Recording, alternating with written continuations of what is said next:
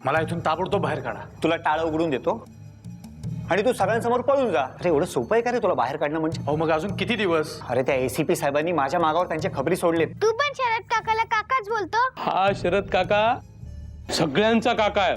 तू एकदा पकड प्राचीला. अरे मला तिला फासावर लटकेला बघायचं रे. हा एवढा पैसा सरगम मॅडम तुझ्यावर का उधळते? माझ्या गाण्यावर त्या करोडो रुपये कमावणार आहेत. सध्या लिव्ह इन रिलेशनशिपचा फॅड आहे, तशातला काही प्रकार तर नाही ना? कुणालनी अजूनही तोंड उघडलेलं नाहीये. सर तो खूप पोहोचलेला आहे सर.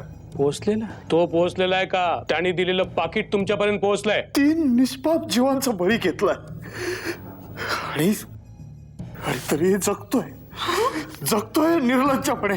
काहीतरी वेगळंच बोलत असता तुम्ही. अरे काय नाही ग. पप्पा मला खरं खरं सांगा, काल रात्री तुम्ही रडत का होतात? काय करतो काही.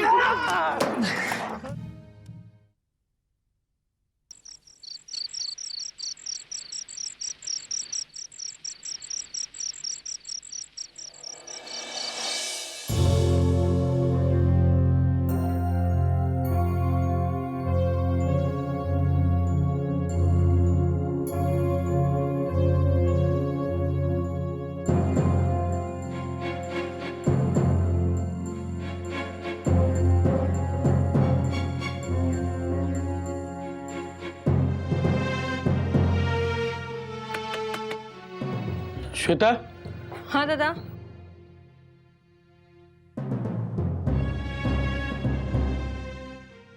कोण आपण? आम्ही महाडिक साहेब आहेत का घरात? हो. कोण आलंय? या आतमध्ये.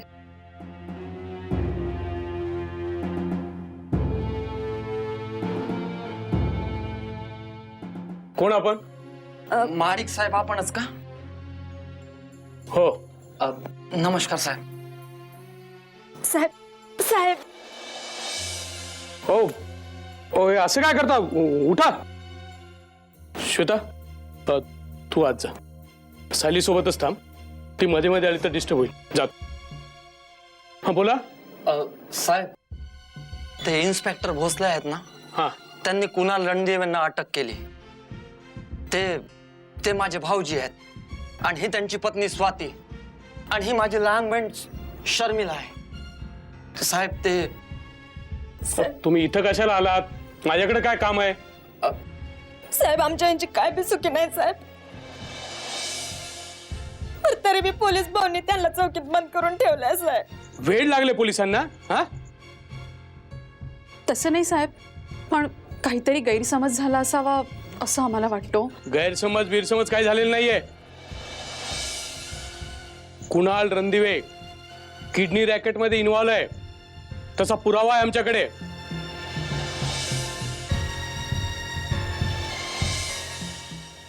म्हणून पोलिसांनी त्याला चौकशीसाठी ताब्यात घेतलंय. समजलं? नाही साहेब, ते असं बंगा काम कधी बी करायची नाहीत बघा. अहो त्यांनी स्वतःच्या हाताने कधी कोंबडं बी कापलं नाही. हे बघा साहेब काय पुरावा आहे पोलिसांकडे की आमच्या भाऊजींनीच? एसीपी श्रीकांत महाडिकच्या घरी येऊ तुम्ही त्याला विचारतायत की काय पुरावा आहे. तुमच्या धाडसाची दाद द्यायला पाहिजे मी. तसं नाही साहेब. काय तसं नाही असं नाही हा? अव ते लय चांगलं काम करतात बघा. ते इनपुट एक्सपोर्टचं काम करतात. काय एक्सपोर्ट आणि इम्पोर्टचा बिझनेस आहे भाऊजींचा. मागे ते एकदा म्हणाले होते की कोणीतरी त्यांना खोट्या गुन्ह्याखाली अडकवण्याचा प्रयत्न करताय म्हणून. ते मला इथे नाही सांगायचं हा, कोर्टात सांगायचं. कुणाल रणदिवेचा जामीन कोर्टानं राखून ठेवलाय, याचा अर्थ काय? याचा अर्थ हाच होतो ना साहेब, का त्यांनी गुन्हा केलाय का नाही हे अजून कोर्टाला बी कळलं नाही. साहेब सोडा त्यासनी साहेब, त्यांचा काय बी दोष नाही बघा साहेब.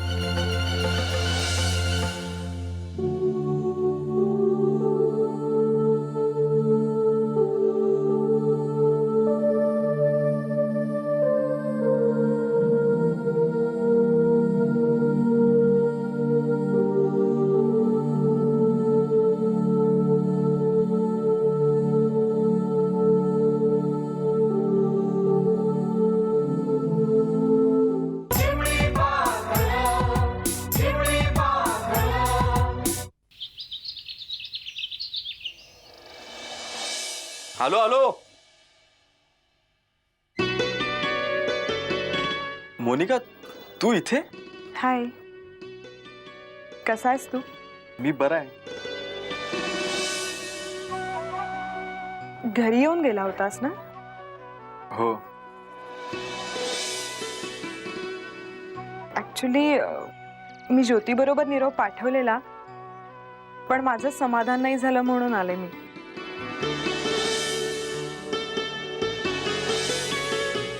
थँक्स मंजी.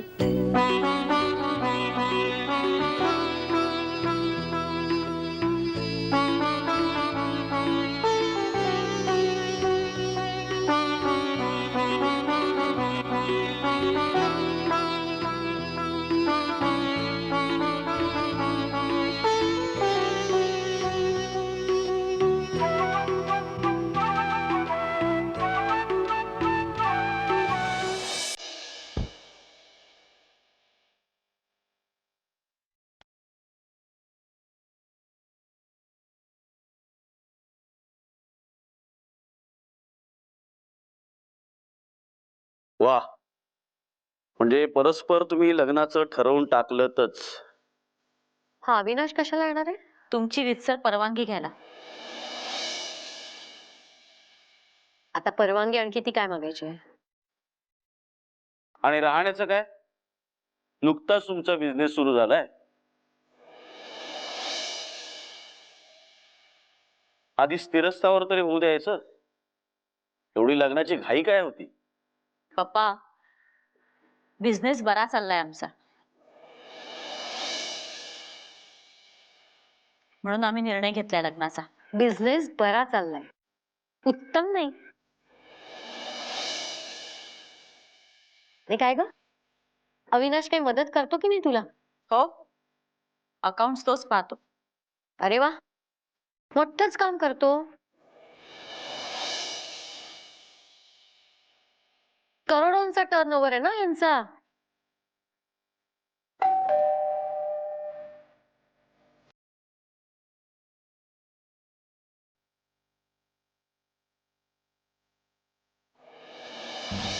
हाय. हाय. अरे प्रतीक, या या. हो, एक लड़की को देखा तो ऐसा लगा जैसे बन में हिरन, जैसे खिलता कवर. हो, एक लड़की को देखा तो ऐसा लगा. आजोबा, तुम्ही कधी आलात? मला येऊन 68 वर्ष झाली. तसं नाही हो, तुम्ही टॉयलेटला गेला होतात ना? अरे मी टॉयलेटला गेलो तर तू नाच करतो, मग तू टॉयलेटला गेला तर मी काय करायचं? मला काय नाच करता येतो? तसं नाही आजोबा. आजोबा, आज मी जाम खुश आहे. का खुश का कारण अहो आजोबा, आज मोनिका आली होती. काय काय म्हणतो काय म्हणाली आय लव्ह यू थँक्स. अरे थँक्स मला काय देतो मोनिका काय म्हणाली आजोबा, ती मला थँक्स म्हणाली. तुला थँक्स म्हणाली का ती आय लव्ह यू म्हटलं म्हणून आजोबा, अरे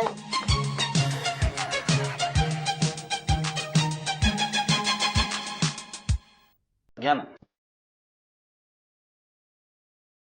चला मग लग्नाचं तर ठरलं, आता मुहूर्त काय? अत्यंत साधेपणे करायचं. हा? हे काय जगातलं पहिलं लग्न नाही हा. मोठा गाजावाजा करायची काही एक गरज नाही. नाही नाही, असं कसं? आमच्या घरातलं हे पहिलं कार्य आहे, त्यामुळे किमान मोठी पार्टी तर द्यावीच लागणार. नाही काय की बिझनेस सर्कल मध्ये आमची सगळेजण टिंगल करतील ना. नको, माधुरीचं लग्न जोडेपर्यंत आम्ही थांबतो आहोत.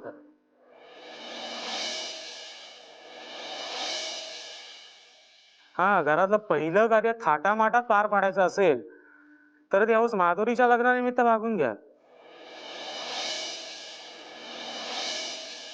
आमचं लग्न मात्र अत्यंत साधेपणानेच पार पडेल.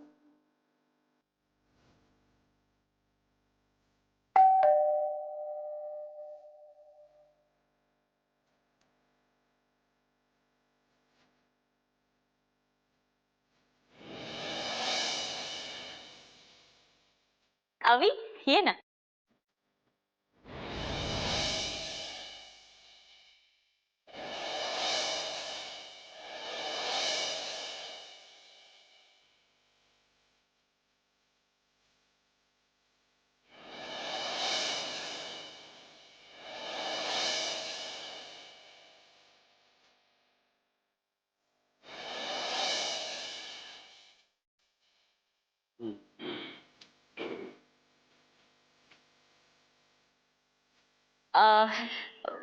मी ओळख करून देते.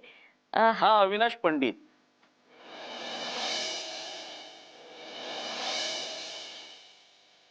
माधुरीचा बिझनेस पार्टनर.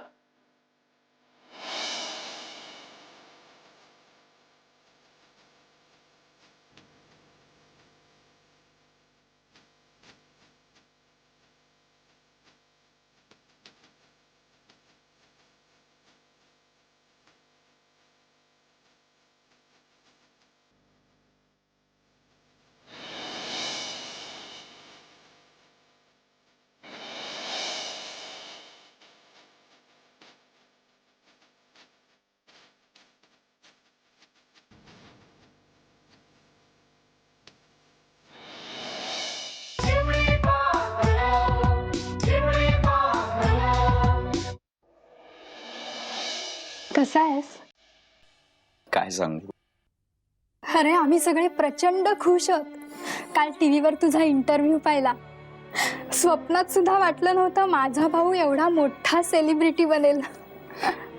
सेलिब्रिटी झालोय खरा ज्योती, पण हा एक काटेरी मुकुट आहे. काटेरी मुकुट म्हणजे? सक्सेस अनसर्टन असतं ज्योती.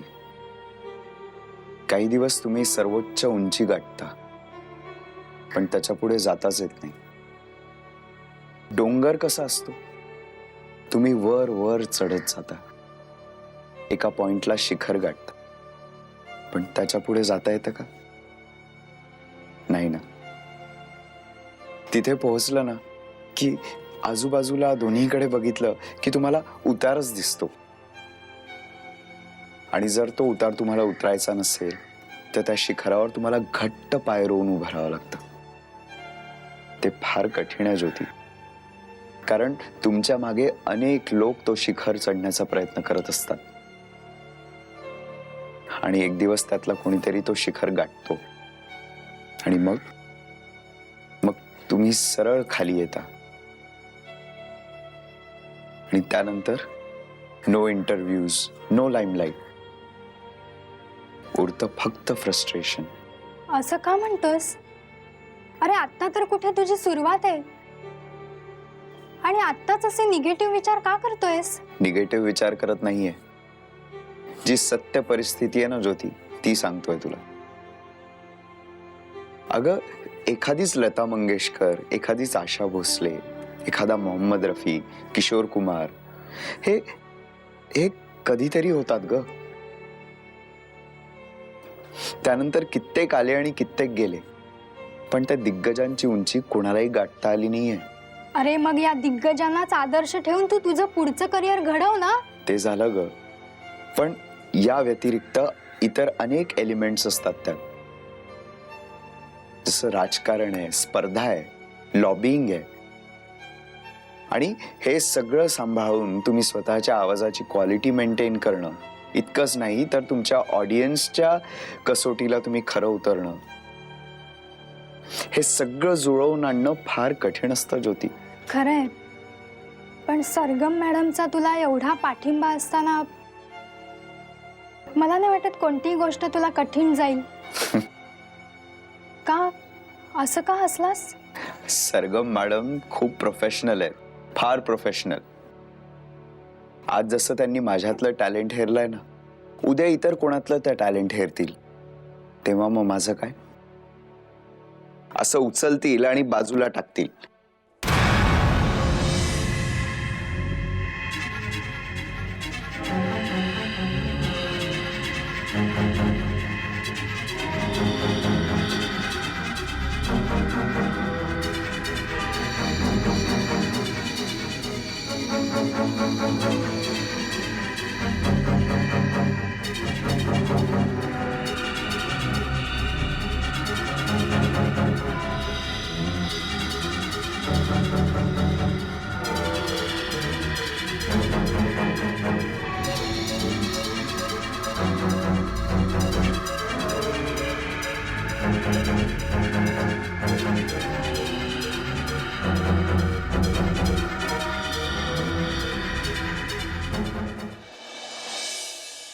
बरं मी येतो तर.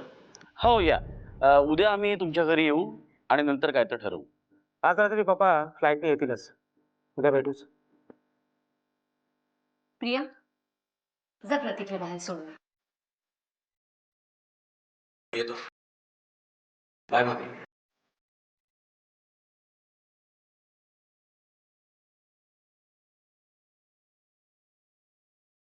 बोला. अविनाश साहेब. अगदी वेळेवर आवाज. मामा, काय बोलू नकोस माझ्याशी. तुमचं तुम्ही काय ते ठरवा. एक अक्षरही बोलायची इच्छा नाहीये मला. तर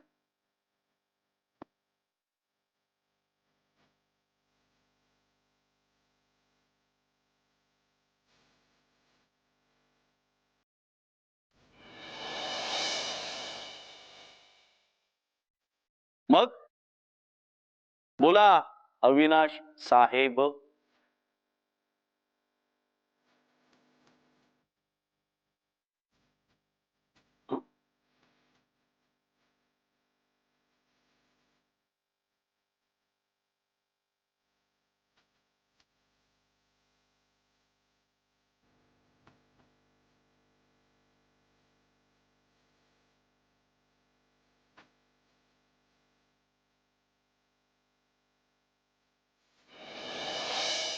यालाही काही मर्यादा असतात. आमच्याही सहनशीलतेला काही मर्यादा आहेत. या घरात येऊन वारंवार आपला अपमान होतोय हे माहीत असूनही तो अविनाश पुन्हा पुन्हा इथे काय येतोय? सॉरी म्हणलं की झालं? अरे अजून काय करायला हवंय मी तुझ्यासाठी? अरे मी काय केलं म्हणजे तुझी खात्री पटेल की मी मनापासून तुझ्यासाठीच?